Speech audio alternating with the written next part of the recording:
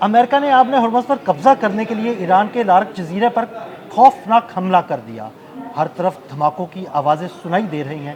اس وقت تازہ ترین صورتحال کیا ہے، اس بارے میں اظہر علی خان سے بات کرتے ہیں. اظہر بھائی، ابھی تازہ ترین حملہ ہوا ہے امریکہ کی جانب سے لارک جزیرے پر. ایک تو ہمیں یہ بتائیے گا کہ یہ کتنا اہمیت کا حامل جزیرہ ہے ایران کے لیے، اور اس پر حملے کے بعد امریکہ کیا حاصل کر سکتا ہے؟ اصل میں عدیل بھائی، آبنائے ہرمز بند ہو گئی تھی ایک بار پھر، اور اس کے بعد سے ڈونلڈ ٹرمپ پہ بہت زیادہ پریشر ہے پوری دنیا کا کہ اس کو کھلوائیں. آپ نے کیوں اس طرح کی جنگ چھیڑی ہوئی ہے جس سے آبنائے ہرمز بار بار بند ہو جاتی ہے؟ تو اس کے بعد ڈونلڈ ٹرمپ نے کہا کہ سارے کام چھوڑ کے ہمیں آبنائے ہرمز پہ توجہ دینی چاہیے اور ایران کے جزائر پہ حملہ کرنا چاہیے. اور لارک جزیرے پر حملہ کرنے کی بھی ایک بہت بڑی وجہ یہی ہے کہ وہ وہاں پر ایران کا زور توڑنا چاہتے ہیں. اگر آپ لارک جزیرے پر قائم فیسلٹیز، ان کے کمیونیکیشن سسٹم، ریڈار سسٹم اور دیگر ایئر ڈیفنسز کو نقصان پہنچاتے ہیں تو وہاں پر نقصان پہنچانے سے ایرانی پاسداران انقلاب کمزور ہوں گے، اور وہاں پر جو یہ سارا نگرانی کا نظام ہے یہ ٹوٹ جائے گا اور امریکہ کو کامیابی حاصل ہوگی. اب لارک جزیرے کا معاملہ یہ ہے کہ یہ ایک ایسے مقام پر ہے آبنائے ہرمز کے جو سب سے نیرو پوائنٹ ہے، اور یہ ایک طرح سے آپ داخلی راستہ بھی کہہ سکتے ہیں، انٹرنس بھی کہہ سکتے ہیں آبنائے ہرمز کی. اگر آبنائے ہرمز میں داخل ہونا ہے تو آپ کو لارک جزیرے کے بالکل قریب سے گزرنا پڑتا ہے. لارک جزیرے پر ایران کی گرفت بہت مضبوط ہے، اس کی نظر وہاں سے بہت زیادہ مضبوط ہے، گہری ہے پورے آبنائے ہرمز پہ. تو اسی لیے لارک جزیرے پر آج امریکی بحریہ نے اور امریکی فضائیہ نے ایک مل کر حملہ کیا ہے، ایک بڑا حملہ کیا ہے. بہت زوردار قسم کے دھماکے اب سے کچھ دیر پہلے سنے گئے ہیں، اور ایران کے جو پاسداران انقلاب ہیں وہ اس کو ابھی اسیس کر رہے ہیں کہ کس طرح کے نقصانات ہوئے ہیں، یہ کیا معاملہ ہوا ہے. کیا ابھی تک ایسی اطلاعات آئی ہیں کہ وہاں پر سیولین انفراسٹرکچر کو نشانہ بنایا گیا ہے یا ملٹری انفراسٹرکچر کو نشانہ بنایا گیا ہے؟ ملٹری انفراسٹرکچر وہاں بہت ہی غیر معمولی نوعیت کا ہے. وہاں پر ٹاورز لگے ہوئے ہیں، وہاں پر ریڈارز ہیں، وہاں پر ایئر ڈیفنس سسٹمز ہیں، وہاں پر بہت ساری ایسی فیسلٹیز ہیں جو نگرانی کرنے کے لیے، اور نگرانی کے نتیجے میں اگر کوئی جہاز وہاں سے گزر رہا ہے تو اس پہ حملہ کرنے کے لیے وہ تمام فیسلٹیز وہاں پر ایرانی پاسداران انقلاب کے پاس وہاں موجود ہیں. اور اسی لیے وہاں پہ جو حملہ کیا گیا ہے یہ انتہائی فوجی نوعیت کا حملہ ہے. فوجی مراکز کو نشانہ بنایا ہے، انہی کی تنصیبات کو نشانہ بنایا ہوگا، اور ابھی اس کی ڈیٹیلز آہستہ آہستہ سامنے آ جائیں گی کچھ دیر کے اندر. لیکن یہ ضرور ہے کہ اس وقت ڈونلڈ ٹرمپ اب سے کچھ دیر پہلے جو ہلاک فوجی ہیں جو مشرق وسطیٰ میں ایران کے حملوں میں ہلاک ہوئے ہیں، ان کی آخری رسومات میں شرکت کے لیے روانہ ہو رہے تھے. تو جب وہ روانہ ہو رہے تھے تو ان سے پوچھا گیا کہ آپ کیا کہنا چاہیں گے اس موقع پہ، تو انہوں نے کہا کہ ایران کو بہت بھاری قیمت چکانا پڑے گی اس کی.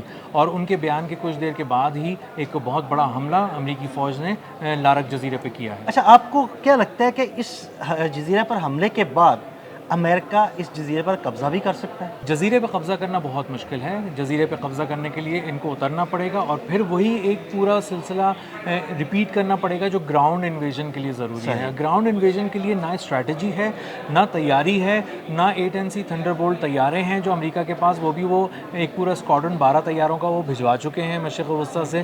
تو اس کا مطلب یہ ہے کہ وہ ابھی زمین پر اترنے کی نہ ان میں سکت ہے، نہ ان کے پاس اسٹریٹجی ہے. تو اگر وہ نہیں اتر سکتے وہاں پر تو وہاں پر وہ اترنے کی کوشش بھی نہیں کریں گے، کیونکہ ان کو پتہ ہے کہ وہاں پہ جو ان کی کیجویلٹیز ہیں وہ بہت زیادہ ہونے والی ہیں. اور کچھ جو رپورٹس ہیں، جو اینالسٹ بتا رہے ہیں، جو ایسٹیمیٹ سامنے آ رہے ہیں وہ یہ ہیں کہ اگر انہوں نے وہاں پہ قدم رکھنے کی کوشش کی اور کسی بھی جگہ زمین پہ قبضہ کرنے کی کوشش کی ایران میں، تو 10,000 فوجیوں کی قربانی امریکہ کو دینی پڑے گی، اور امریکہ اس کا متحمل نہیں ہو سکتا. ابھی 17-18 کے قریب انہوں نے اپنی جو لوگ ہیں ان کی ہلاکتوں کو تسلیم کیا ہے، تو وہی ان سے ہضم نہیں ہو رہی ہیں، اسی پہ اتنے سوال ہو رہے ہیں. اس پہ تو امریکہ کے اندر سے بھی آوازیں اٹھ رہی ہیں کہ جناب آپ نے کسی پرائی جنگ میں یعنی اسرائیل کی جنگ میں ہمارے فوجیوں کو جھونک دی ہے.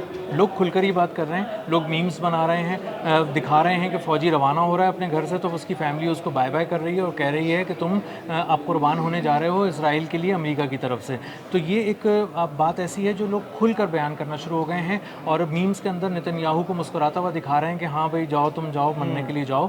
تو اس وقت اسرائیل دبک کے بیٹھا ہوا ہے، اپنے آپ کو محفوظ کر کے بیٹھا ہوا ہے. امریکہ کو پوری طرح اس نے اس جنگ میں جھونکا ہوا ہے، اس کے فوجیوں کو، اس کے وسائل کو، اس کے پیسے کو، اس کے ہتھیاروں کو، اس کے میزائلز کو، اور تمام انٹرسیپٹر تیزی سے ان کے ضائع ہوتے جا رہے ہیں، میزائلز کی کمی ہوتی جا رہی ہے. اور یہ بات اب کھل کر ملٹری اینالسٹ کہہ رہے ہیں، پوری دنیا کے اندر کہہ رہے ہیں کہ امریکہ کے اندر اب اتنی سکت نہیں رہی کہ وہ کسی طاقتور ملک کے ساتھ لڑ سکیں. اور اگر ہم اس کو تھوڑا سا اور دیکھنا شروع کریں تو ہمیں اندازہ ہوگا کہ کسی طاقتور ملک سے تو کیا بعد میں لڑے گا، ابھی تو امریکہ اس وقت ایران کے ساتھ بھی لڑنے کے قابل نہیں رہا، اور اس کے پاس وہ اسلحہ نہیں ہے جو اسلحہ اس کو ایران کو تباہ کرنے کے لیے چاہیے.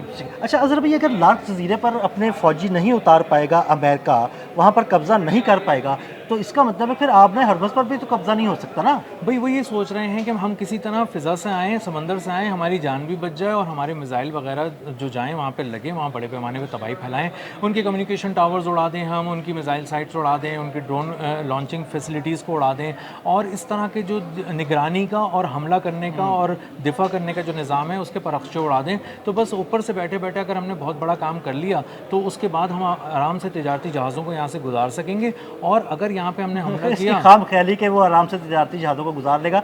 देखिए, आपने हरमज़ पर ईरान की हुक्मरानी थी, है, और मुझे पक्का यकीन है कि मुस्तकबिल में भी रहेगी।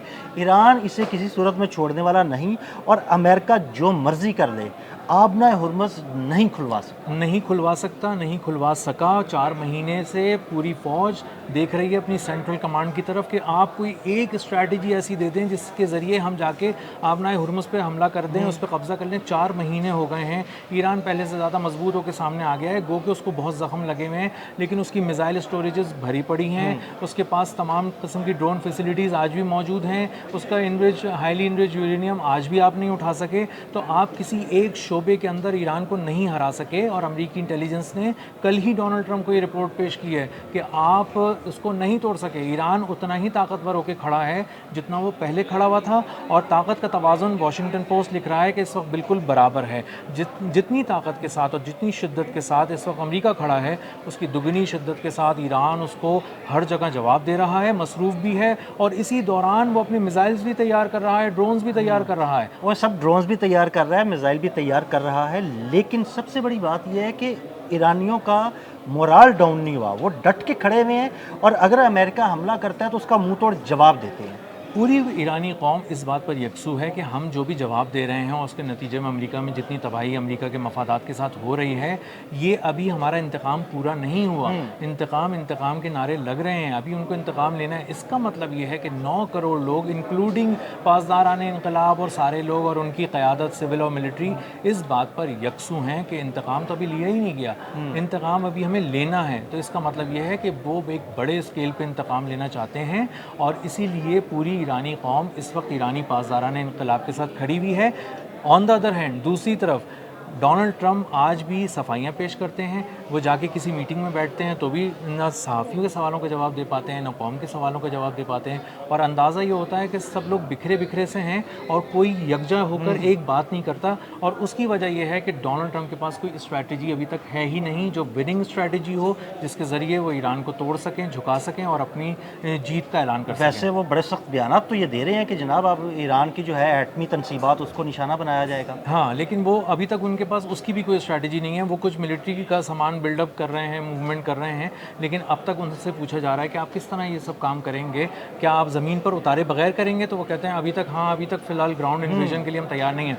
ग्राउंड इन्वेजन के लिए जब तक अमेरिका तैयार नहीं है, उस वक्त तक अमेरिका ये बात भूल जाए कि वो एक हतमी तौर पे अपनी फ़तह का ऐलान कर सकता है ईरान के ख़िलाफ़। और बिल्कुल ये बात रोज़े रोशन की तरह आया हो गई है कि ईरान को ज़मीन पर उतरे बगैर हराया नहीं जा सकता, और ईरान ने इस बात को तय कर लिया है कि जिस दिन पहला कदम ज़मीन पे पड़ेगा उस दिन हम लाशों पे ढेर लगाते हैं। बहुत शुक्रिया अज़हर भाई। अज़हर भाई ने ताज़ा तरीन सूरत हाल के बारे में आपको बड़ी तफसील के साथ बताया। मज़ीद अपडेट्स के लिए हमें फॉलो करते रहें। अदील अहमद और अज़हर अली खान को इजाज़त दीजिएगा। अल्लाह हाफ़िज़।